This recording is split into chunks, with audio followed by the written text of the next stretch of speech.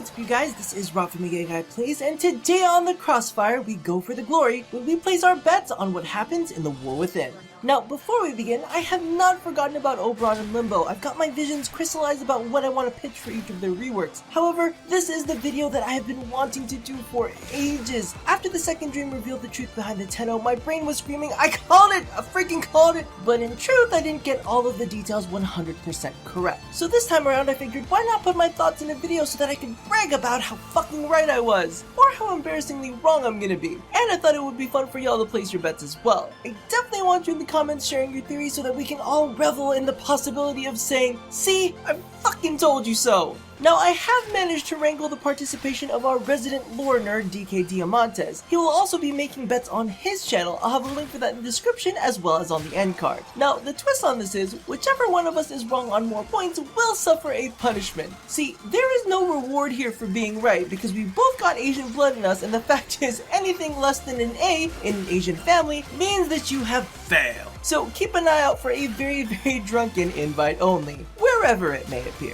Now, I hope you haven't started typing already because we have 3 very specific talking points. The first is, what part will Teshin play in the story? The second being, why the Twin Queens want us there so much? And the third closes it out with, what, if any, game mechanic will be released after the completion of the War Within?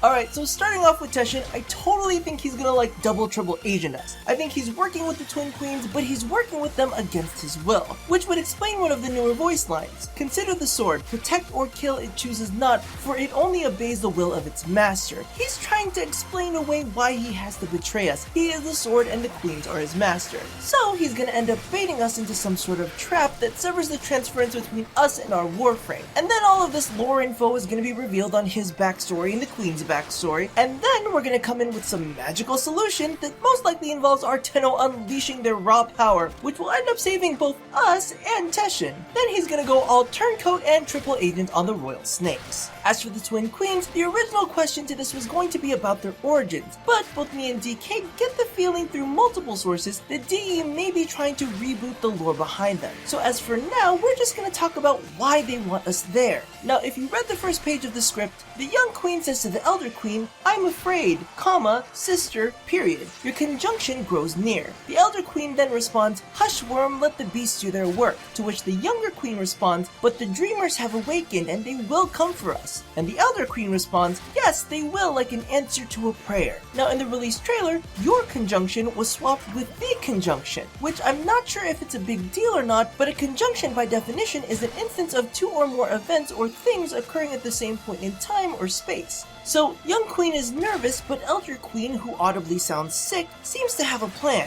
And I think it has something to do with severing our ties to our warframes. In many instances, there has been reference that warframes are either surrogates or contain surrogates inside of them that can withstand Tenno powers, and that's how we make transference happen. Now, while the term surrogate doesn't necessarily mean surrogate mother, it would make sense as to why the queens continue to call us orphans, sever the ties between the surrogate and the warframe, and now we're on our own. So I'm thinking that the elder queen either needs a Tenno or a Warframe to aid her through the process of her convergence, which I think is gonna make Elder Queen more like the Young Queen.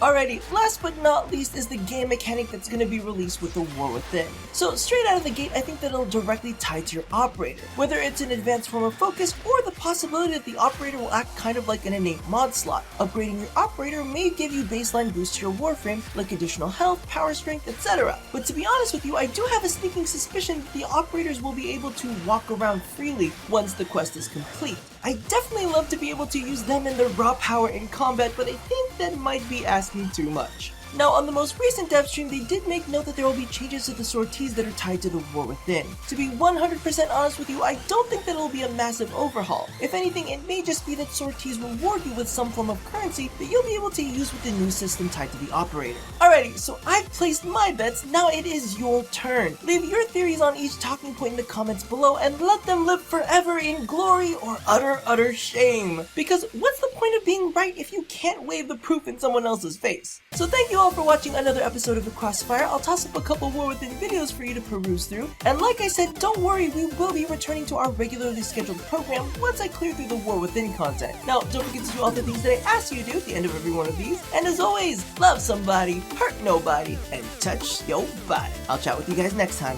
Bye-bye!